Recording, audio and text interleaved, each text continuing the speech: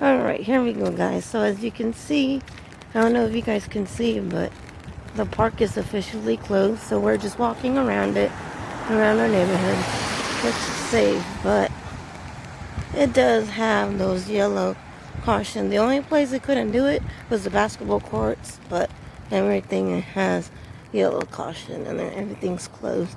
So it's crazy, but people weren't listening.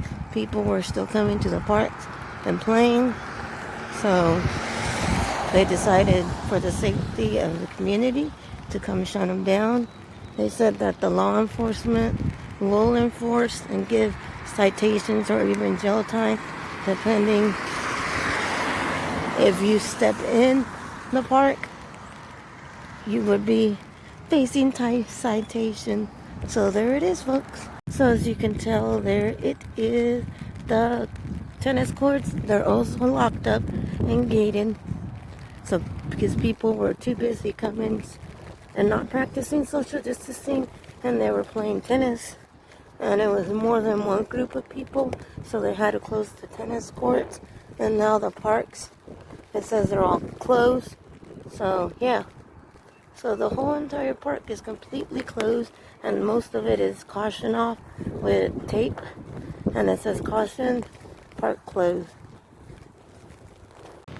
So as you know, the CDC says keep social distancing. Well, now our dark park rules, but look at that, it's closed. Nobody can come in with their dogs and come get anything. And look, there's water in there. When it rains, it becomes a pond, and a whole bunch of ducks come in here, and they make this their home. And then the ducks know when to leave as soon as the water gets out, and they just know, and they just leave, and they know when to come or to leave. I find that very interesting. Well, hello YouTube. Welcome back to my channel. My name is Stinky. So let me get to you. So today I went on a long walk, and today I want to talk to you about the things that are happening. Today's norm. So I went on a walk, and as you all know, everything is blocked off. The parks had to be closed because people weren't listening.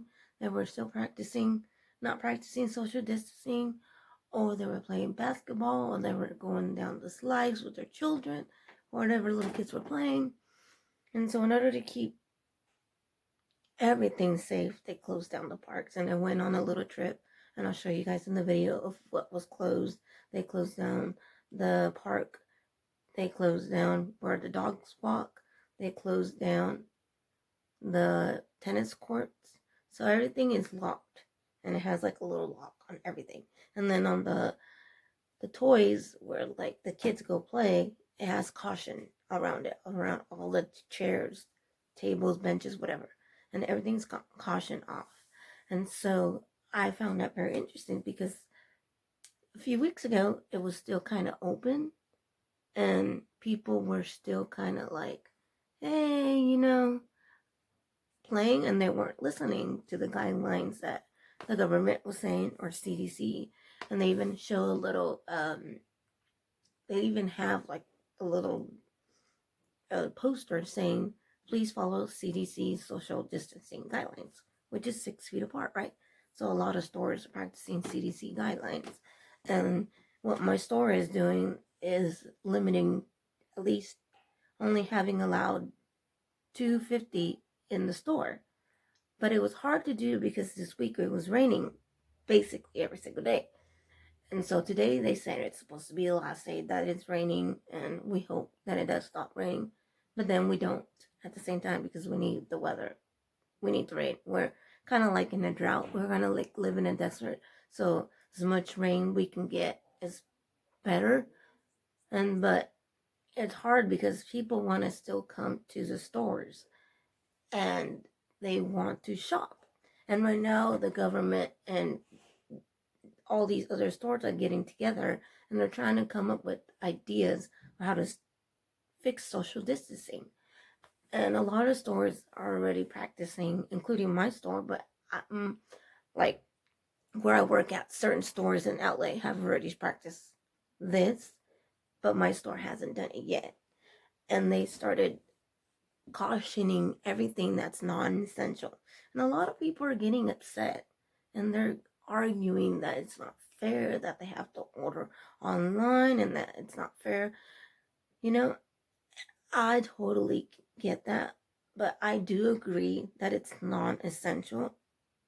And there's a lot of people that I could, like a gentleman at work, if I can film in my job, that would be great. It would help you guys out. But legally, I'm not allowed to do so. I could lose my job. So I have to respect and follow the guidelines. Just like you would if you became a YouTuber, you would have to follow YouTube rules and all that. Because if you break those guidelines, you would apparently end up getting banned, right? And then you won't be able to make videos.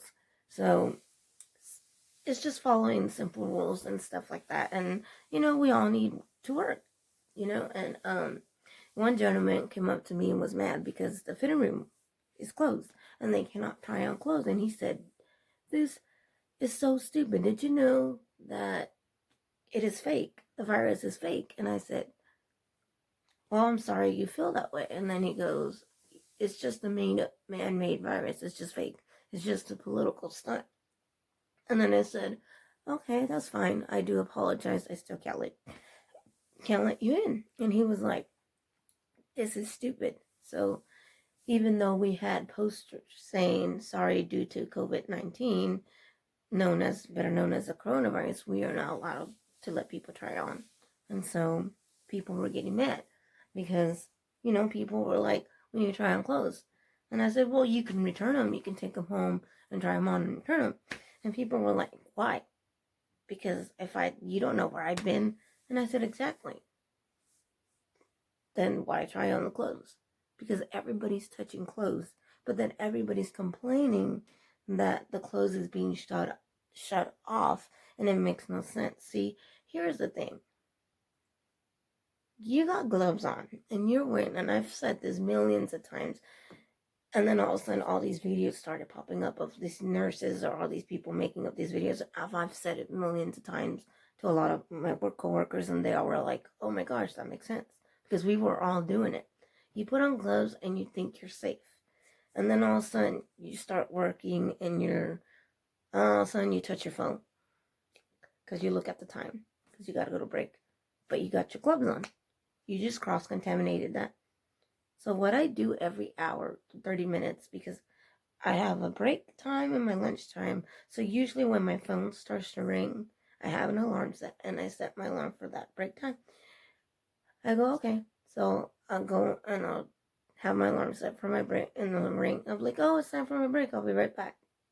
So I take off my gloves and I'll throw them away. I'll grab a hand sanitizing wipe, which is like a Clorox or whatever they give us at work. And I wipe down my whole entire phone from back to bottom. And I even take off my case, and I do the inside of my case on my phone, and then I do the back of my phone. And I just completely sanitize everything, completely, from the front to back, everything. Then I go and I wash, and then I grab a sanitizer, and I, sanitize my hands. Then I go and I walk to the break room, and on my way there, I wash my hands because I want to make sure that, I am not, because sometimes you never really know, so it's always be safe than sorry. So I just go ahead and wash my hands. And I wash my hands thoroughly, then I sit down and I eat my snack or whatever I brought.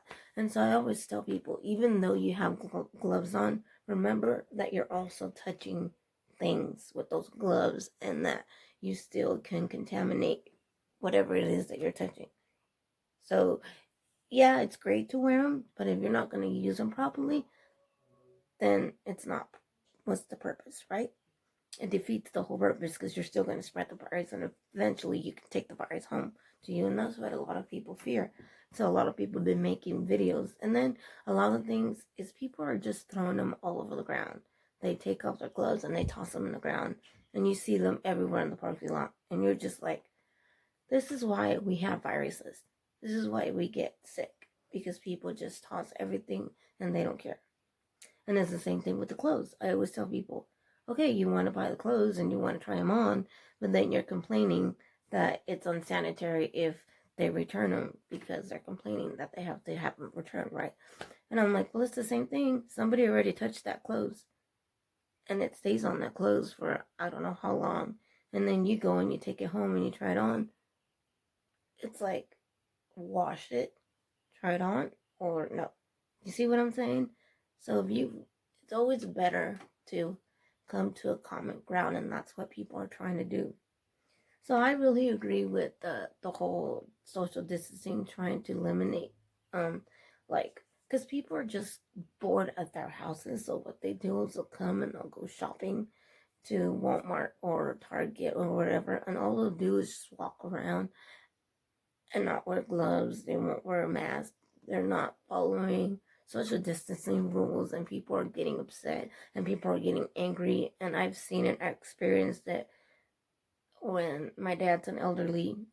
He is 65 and he has bad knees. And I went to Costco with him. And he asked me, will you come to Costco with me? And I said, sure, because one of my cousins needed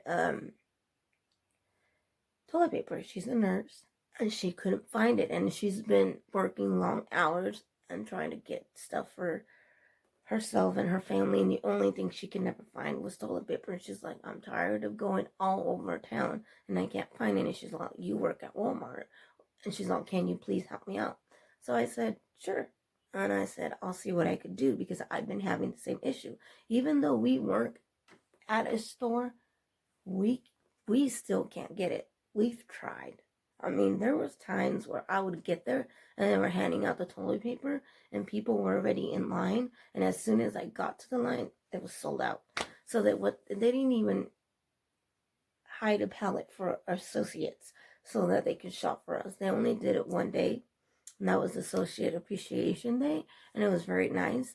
And they said, we have toilet paper for you guys, and we'll have water, and we'll have it ready for you guys so that when you guys come in, and they close down the store at 8 instead of 8:30, and then we were able to shop for a whole hour to ourselves, just associates. And we were able to take one family member, so I took my mother, and we were able to shop. And it was nice and peaceful and quiet and get whatever we needed. And they let us go in the back and get our toilet paper and our cases of water. And then we were able to go and continue shopping.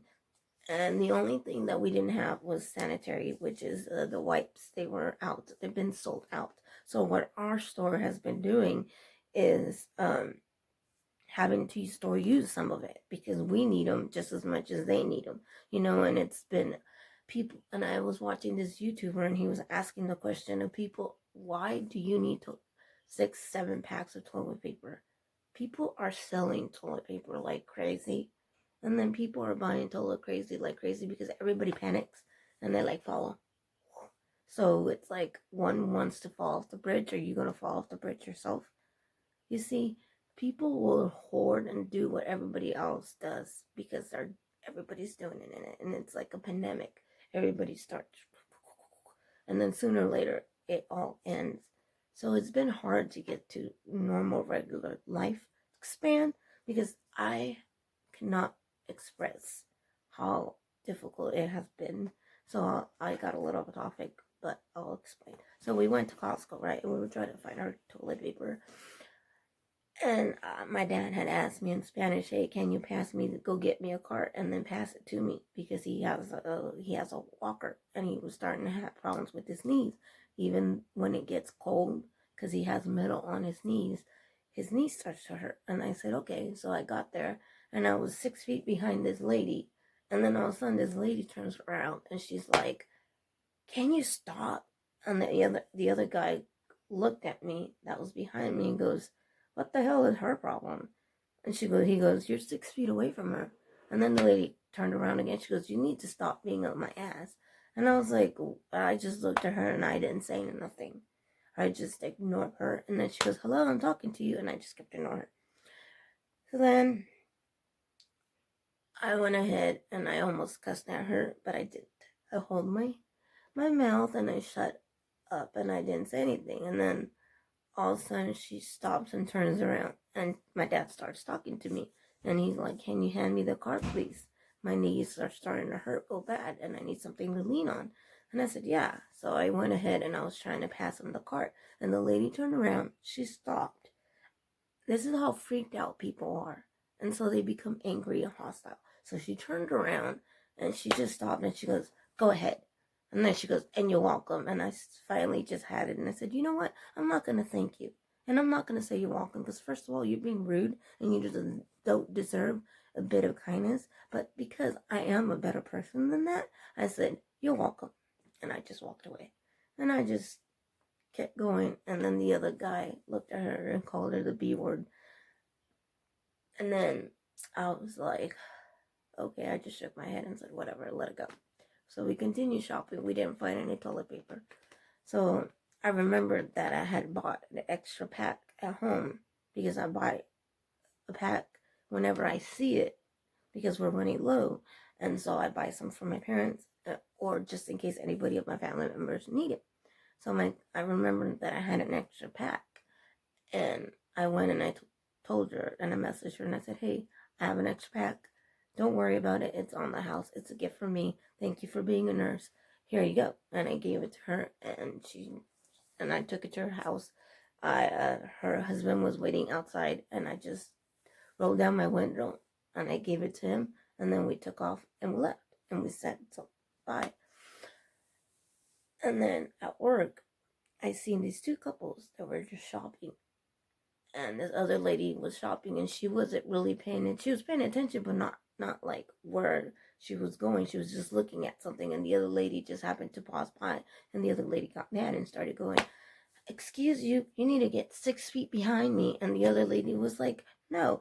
And they started arguing, they started fighting. And then I literally was just like, oh my God, this is getting insane. So I literally just stood there in between those two people and I said, look, you two need to get your butt home. If you guys are going to argue and fight, I always tell people this, go home. You're putting yourself at risk, not us. We have to be here every single day to try to provide the best that we can for you. We try to provide and stock everything we can, but people like that are not going to create an environment. All you're going to create is a hostile environment. And if you're going to be one of those people, just stay home because all you're doing is creating a bigger mess. And I said, and it's not worth it and you're not worth my time. So I even said it, if you two are going to fight, I said, I'm going to ask you guys to leave. And I literally was like, oh my God, I'm going to get in trouble. I'm going to get fired. And I literally thought they were going to tell me. So I told my sister what happened. And I told them they were just going at it. And I just had to tell them to leave. And she's like, no, you did the right thing. She goes, I was calling our associates who are in charge of loss prevention. But I said they wouldn't answer. And I paged for a manager and nobody would come until I finally seen you. So I finally said, and you guys have told me before that it's not that we don't get involved with violence, but there was children involved. And I said, and there was kids shopping around there with their other families, and I just felt like it was just going to escalate. And so I told them that they both had to leave unless they settle down. And I said, that's all I asked. And she was like, no, you're fine. That's right. Right now, she's like, that's what we need, is we need assertiveness, and we need people to be the bigger person and be like, hey, if you don't like this problem, then you need to leave. Because you are the one that decided to come. So you're putting yourself at risk by showing up. And that's what I mean. I tell people, unless you're trying to get essential stuff, that's great. We're all for that because we all need to eat, right? We all need food. We all need, shampoo, toothpaste, or whatever it might be. Sometimes clothes can't be essential. Let's say you lost a lot of weight and now you're trying to find yourself a new pair of clothes and underwear because you lost a lot of weight. I get that. But during the quarantine times, I tell people you don't really need clothes because basically you're just at home. You're not going out and about. So it's whatever you have would be okay. I say try not to risk yourself up there. A lot of people are like, oh, I don't believe in the coronavirus. And I said, well, there is something out there though. That's what I told, and it is killing a lot of people, and we need to be mindful and respectful of that, and we just need to respect ourselves to where we can have that sense of dignity that there is something out there, whether we believe it or not. There is something out there, and we need to protect ourselves, and you need to follow uh your guidelines as much as you can. Wash your hands properly when you go home, take off your clothes and shower, and you know and put your clothes in the washer if you can, and wash your clothes. And I tell people, it's just out of respect. Like, what do we get from arguing? So right now everybody is in an argumentative mode. I've seen so many people argue over nothing. They get angry. The third person that came up to me, actually was three, was I can't wear gloves when I'm handling money. I know some people can't, but I can't because I have a touch screen that I have to do, and I'm a cashier sometimes because they ask me to go help. So this system that we have is so sensitive, worse than my phone. I click to touch anything with those gloves, it just screws everything up. Because I did that once. I was having my gloves on, and I cashed out a person without her giving me any money on accident. And the good thing that my supervisor was there, because he seen me, and he was like, and he had gloves on, and he accidentally redid the same thing. And I was like, I'm gonna throw these gloves away and just put hand sanitizer in my hand, and I'll just use that. So I went ahead and sanitized my hand, because they have some right next to each register in a hidden spot, and we just go in there, we grab it, we sanitize it, and we have to put it back in there. And so I did that. And then after each customer, what I do is I wipe down the keypad with my spray bottle, and I wipe it down, and I sanitize it. And this lady was so angry with me that I didn't have gloves and I didn't have anything. So she's like, "Where have you been? I don't want you touching my stuff. Blah, blah, blah, blah, blah. And you might give me the coronavirus." And then I explained to her, "Lady, you have gloves on. Your gloves probably already have a virus or something on it. Just because you got gloves doesn't mean you're safe. You're already touching your keys. You're already touching your phone. You think you're not safe. You already contaminated those things." And I said, "You have gloves on." I said, "You already started touching different things." And I said, "You just touched that keypad with your gloves on." And I said, "Do you know where that person's been before I got here?" "No, I don't know. I wasn't on this register before you got here." And I said, "I got here at the same time you did." And then I said, "I can cash you out." And then you just started touching the register like if it was nothing. But then you saw that I had no gloves on. You threw a fit. So your gloves are not going to protect you if you're going to sit there and touch your phone. Are you going to sanitize your phone? Because you already put it in your hand. I just seen you put it in your mouth and talking to somebody. And I said, "So it defeats the purpose." And she just kind of looked at me really angry. And then she looked at me. She's like, "Ugh." And then she asked me politely, "Can I have a sanitary wipe?" And so my boss was like, "I'll give you one." So she went and she grabbed a cloth wipe, and she said, and my boss is like, "You're welcome." Because she said thank you, and she apologized. And I cashed her out, and then I sanitized after every other customer, and every customer noticed exactly what I said, and they were like, "Oh my God." They're like, "You're the only one that does that, and we appreciate you doing that, because that makes them feel more safe." I'm just trying to do whatever I can to provide the best safe environment for everybody, including myself, so that they don't feel so much like, "Oh my gosh, there's a virus right there," because she didn't sanitize. Because at the end of the day, you got to think about it. Even though you're wearing gloves, you're still touching stuff, and those gloves still carry it. And just because you throw it away, that doesn't mean you're safe. Because remember, you still touched your key, you still touched your door handle to your car, you still touch the seat, you still touch your phone, you still touch your groceries. So we gotta be mindful about what we're touching at the same time. So there's a tip that my cousin actually taught me, and my dad does it. And I was like, "Where'd you learn that?" What he does is he grabs his gloves once he's done with everything that he grabbed, and he gets a little bit of hand sanitizer out of his pocket, because he has a little bottle that he carries with him everywhere they go. And they just rub the hand sanitizer all over their gloves like this until it dries out. And then they just go like this and they dry it out with their hands. They just dry out, but they don't take off the gloves.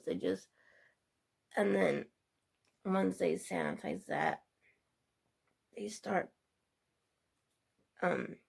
he starts sanitizing all the stuff that he has, like the bags, his phone, and everything that he touched. And then he just throws the gloves away when he's done. And he comes home and he gets a sanitary wipe. And he does the same thing I do, wipe his phone down. He wipes his keys. He goes and wipes the car handle, stuff like that. Some of it's like, oh, do we really have to do that? At the moment, it sounds like yes. Because we're all panicking in the wrong way. If we just stop and relax and breathe, everything's going to be okay. This shall pass. And we'll become greater and better humans from it. We'll learn from this pandemic. We'll learn what not to do next time, you know? So I had a customer also call me on the phone and tell me, did you know? And he was just talking on and on about the coronavirus. And he was telling me that water is the only way to clean it and get rid of it. That water. He goes, did you know that if you lived in a submarine and you were down in that submarine, you wouldn't get it? He goes, why? Because you have water protecting the layers of the submarine. He goes, so water. And she goes, but how do you keep that water in you? And I'm like, but how? And I was just like, he was elderly, and I can tell he was lonely or probably bored, and he started preaching also the Bible and started saying different things. And I finally had to go, sir, I do apologize, but I have to take this other call. And I eventually hung up. And then he called back, and he was talking again. And then my assistant just goes, click. He goes, you got to answer your calls. I don't care. You can't just, and I wasn't trying to be rude, and she wasn't trying to be rude to me. And she's like, you're not in trouble. But he goes, if he keeps calling, because it was a private number, we couldn't see it on the thing. It was said private. And so she's like, if that private number calls back and you answer and it's him, just hang up. She goes, don't even answer. I said, okay.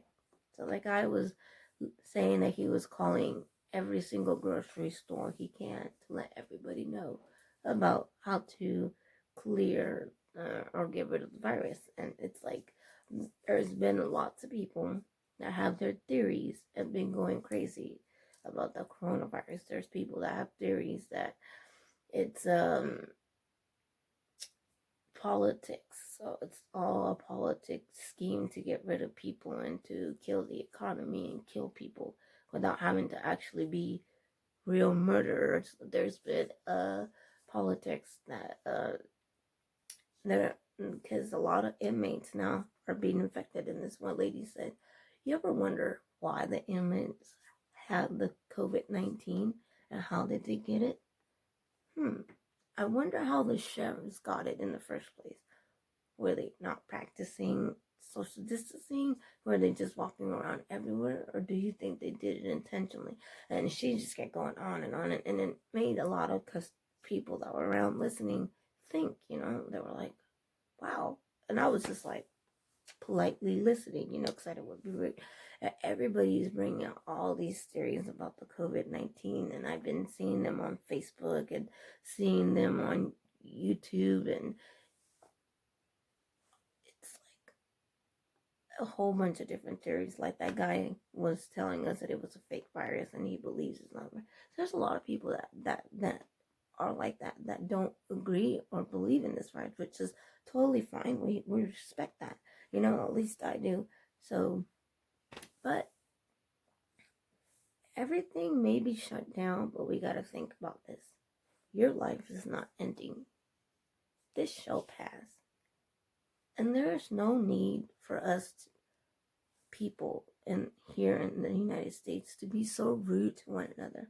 What do we gain from it? And what do you gain from beating an old lady that I've seen because she wanted toilet paper and you didn't want to get rid of yours, even though you had 6, 7 of piles of toilet paper?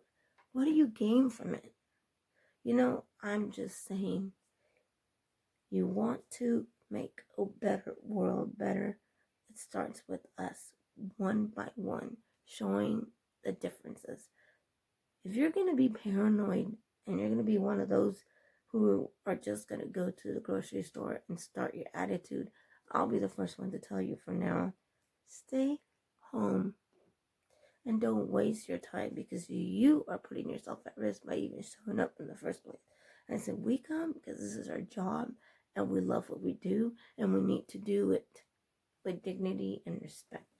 That's what we do. We day out. We bring out our food to try to provide food for you, and we try to provide the necessities, but everybody's buying so much of it that we can't even keep up. Toilet paper is never stocked. Yesterday was the first day that it got stocked in its home, and it didn't even, I don't think it lasted a whole day. I bet today it was not, there was none, because I had texted my friend who's at work, because I'm off today, and I said, how did it go with the toilet paper? Were you able to get some? Because she was off yesterday, and I told her, there's some. I said, you just have to come in. She didn't want to come in. She's like, no, I'll wait till tomorrow. So she came in. She said that was empty. It was not. So I said, I told you. So, I want to get your guys' opinion, what you guys think. What are you guys doing to keep yourself safe? Are you guys staying home? Because I think that you should stay home and be creative, have fun. I use YouTube and I play Animal Crossing on my Nintendo DS to try to release some stress. And I take baths and then I go out for walks in the rain, but I do social distancing. Like, my son was like 6 feet behind me and he was like constantly going, Mom, look at this, Mom, look at that. And we were just having a good time. And then he decided that he was done walking in the rain. So, because we were doing science, we were learning about the different things about what the water does to plants and how the plants take in, the water. And I was asking him, what do you think the rain does to the plants? And how do they absorb all the water? Because it's getting flooded. What do you think they do? Do they drink it all at once? And I told him to do his research. So that's what he did. He's doing his research. And he came up with his idea, and he was like, well, they swallow a little bit of water at a time and they drink a little bit at a time in plants. And he was talking about how they get stressed, how they feel stressed, and they scream even though we can't hear them. And he was telling me all kinds of cool stuff about science. And I was like, that's what I like to hear, is stuff like that. Him educating himself on stuff. So that's the reason why I made it fun for him. He wasn't like, I gotta go do this. Like, make things fun and make it a game if you have to. That's what I do with math. I make it a game. And I said, okay, if you can do this long division, for every single long division you get right, you win more points. Whichever ones you get wrong, I get more points. And the more points I get a surprise. The more points you get, I'll make it a prize for you. And then he's like, okay, I got you. So I'll give him a surprise every time he does win. And when he doesn't, he's like, darn it, I better do better next time. And he does, because he's ADHD, and so I have to motivate him and keep him focused in a different way than a normal kid would. You have your normal child, you know that he's just being lazy, he doesn't want to do it. And so you make him do it, and when he does, he focuses and does great. He's ADHD, so his focus span is a little bit smaller, and so I constantly have to give him different ideas and techniques to try to work with him to get there, so that he can stay focused and it's not boring and it's more fun and he's actually learning it, instead of not just doing it and not learning it. Because he did that at school. With reading, he can read at a 7th grade level, and he's only in the 5th grade. He was reading at a 7th, 8th grade level by the time he was in the 4th and 3rd grade.